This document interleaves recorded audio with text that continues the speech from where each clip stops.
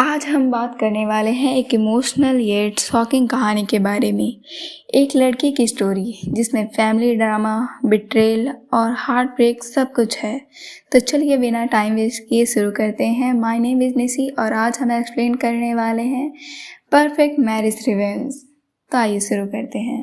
एक लड़की किचन में बिजी थी, डिनर के लिए स्वादिष्ट खाना बना रही थी। स्टेक की खुशबू पूरे कमरे में फैल गई थी, सिजलिंग साउंड के साथ।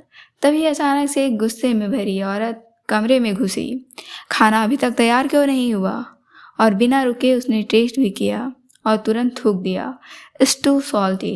कुक यानी हमारी मेन कैरेक्टर शांत खड़ी थी, लेकिन वो औरत चिल्लाती रही, ऐसा खाना कोई कैसे खाएगा? शायद मुझे किसी आदमी को रखना पड़े जो ये काम सही से कर सके। लड़की ने गहरी सांस ली और आराम से बोली, दुर्भाग्य से मैं अपने घर के नौकरों से उनके काम के बाहर कुछ नहीं करवा सकती। मतलब साफ था कि मुझसे बहस मत करो।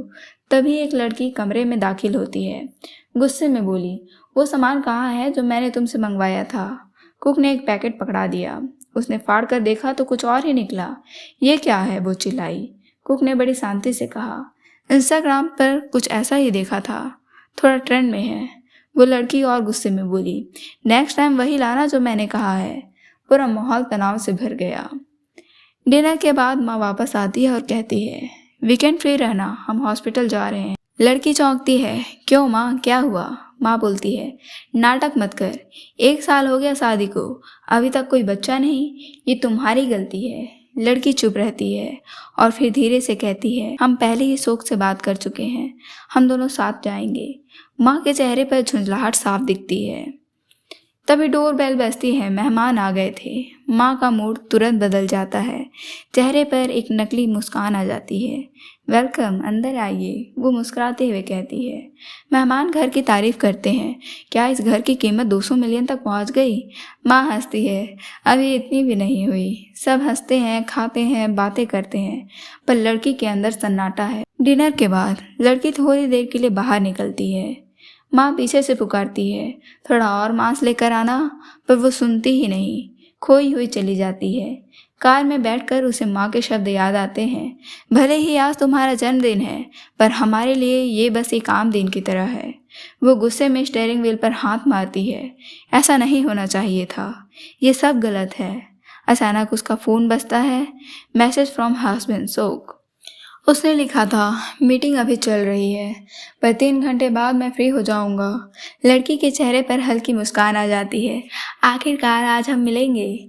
उसे याद आता है कि जब शोक ने कहा था, I don't care about anything as long as I have you. उस वक्त उसकी आंखों में चमक थी, पर अब वो चमक गायब थी। वो दुकान से ऑर्डर लेके निकलती है। सड़क पर आगे बढ़ते हुए अचानक कुछ आवाज़ें सुनती हैं। एक आवाज़ उसे पहचानी सी लगती है, शोक। और उसके साथ गोरा। शोक कह रहा था, तुम ही वो हो जिसे मैं सच में प्यार करता हूँ, मैं जल्द ही तलाक ले लूँगा। वो वहीं थम जाती है, उसका दिल टूट चुका था। हाथ में पकड़ा बॉक्स ज़मीन पर गिर जाता है और अब भाग कर उसके पास आती है, प्लीज़ मेरी बात सुनो। पर लड़की ठंडी आवाज़ में पूछती है, क्या तुम्हें पता था कि वो तुमसे प्यार करता है? गोरा चुप रहती है और वही खामोशी सब कह जाती है, तो फिर तुम उसके पास क्यों रहती हो? गोरा रोते हुए कहती है, मुझे लगा बस थोड़े दिन की फीलिंग है, लेकिन अब बहुत देर हो चुकी थी। लड़की के लिए सब कुछ खत्म हो गया था, प्यार, भरोसा, सब। कभी कभी ज़िंदगी में सबसे बड़ा धोखा वही लोग देते हैं जिन पर हम सबसे ज़्यादा भरोसा करते हैं।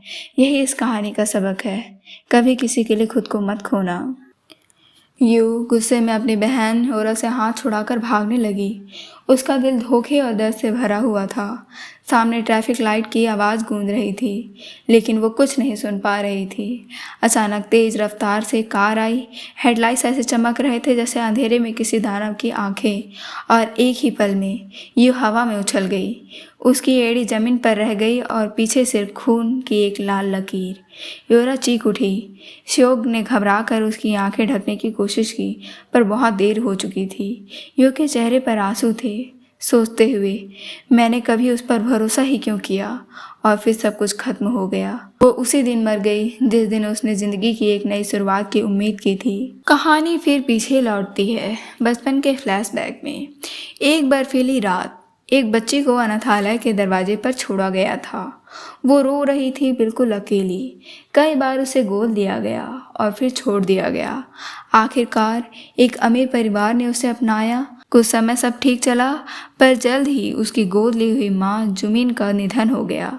फिर उसके पिता संघाई घर लाए एक और लड़की, योरा। योरा की उम्र भी लगभग उतनी ही थी जितना यू की थी। शुरू में यू खुश थी, सोचा अब मुझे एक बहन मिल गई। लेकिन समय के साथ सब बदल गया। यू मेहनत करती रही, पियानो बजाना, कॉन्सर्ट में परफॉर्म करना, लेकिन हर बार योरा ही अपनी चमक से सारा अटेंशन ग्रैब कर लेती थी। माँ बाप सिर्फ योरा की तारीफ करते थे। देखो, उसने फिर से फर्स्ट किया। यू अपने ग्रेड शीट को देखते हुए काँप जाती थी। स्कूल में सब उसका मजाक उड़ाते, वो तो अडॉप्ट की गई है। उसने देखा कि हंसने वालों में खुद योरा भी थी। वो पल यू के दिल में हमेशा के लिए बैठ गया। एक रात उसके कमरे में बाहर से आवाज़ आई। वो बाहर निकली तो देखा कुछ बॉक्स रखे हुए हैं और एक चिट्ठी। बॉक्स खोला, अंदर था एक पुराना रिकॉर्ड प्लेयर। उसमें एक लड़के ने लिखा था, सुना है तुम्हें पुराने गाने पसंद है, तो मैंने अपनी फेवरेट रिकॉर्ड्स रिकॉर्ड किए हैं तुम्हारे लिए। Happy birthday. यू की आंखों से आंसू निकल आए।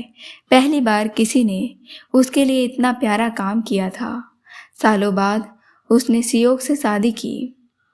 वो WJ रिटेल के प्रेसिडेंट के ड्राइवर का बेटा था। सबको लगा एक फेरी टेल शादी, पर असलियत अलग थी। शादी के बाद प्यार की जगह खालीपन था। अब उसे पता चला कि सियोक यूरा से प्यार करता है। उसका दिल टूट चुका था। अब उसके लिए बचा था सिर्फ गुस्सा और बदला। समय में वापसी। टाइम रिवाइंड होता है। अचानक वो अपनी आंखें खोलती है। वो अभी भी जिंदा थी, अपने कमरे में, और यूरा उसके ऊपर झुककर कह रही थी, आज तुम्हारी वेडिंग ड्रेस फिटिंग है, तैयार हो जाओ। यू हैरान है, क्या मैं जिंदा हूँ? वो आईने में देखती है। तारीख 19 जुलाई की थी, मतलब वो समय में वापस आ गई थी। अब उसके पास एक नया मौका था, सब कुछ बदलने का, सबका बदला लेने का। यू वेडिंग ड्रेस पहनती है। शिवक उसे देखता है, तुम बहुत खूबसूरत लग रही हो। पर यू की आंखों में अब प्यार नहीं, आग थी। अचानक वो फूलों का गुलदस्ता उठाकर शिवक के सिर पर दे मारती है और फिर मुस्कुरा कर कहती है, ये रहा मेरा मैरिज डिसोल्यूशन गिफ्ट। ड्रेस फाड़ देती है और कार्ड स्वाइप करती है और वहाँ से निकल जाती है, क्योंकि वो अब नई जिंदगी शुरू करने वाली है। कुछ दिन बाद वो एक कैफे में अपने दोस्त से मिलती है। दोस्त हैरान है, तुमने शोक से ब्रेकअप कर लिया? यू हंस कर कहती है, वो तो योरा से प्यार करता था, अब मेरी बारी है। अब उसकी नज़र है डुगोक पर, एक अमीर परिवार का वारिस, एरोगेंट और स्मार्ट आदमी।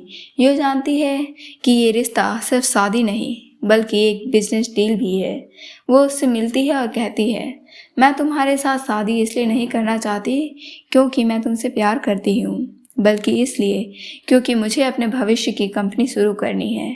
डोगोक मुस्कुराता है, इंटरेस्टिंग, तुम पहली लड़की हो जिसने मुझसे ईमानदारी से बात की है। यू के चेहरे पर आत्मविश्वास है।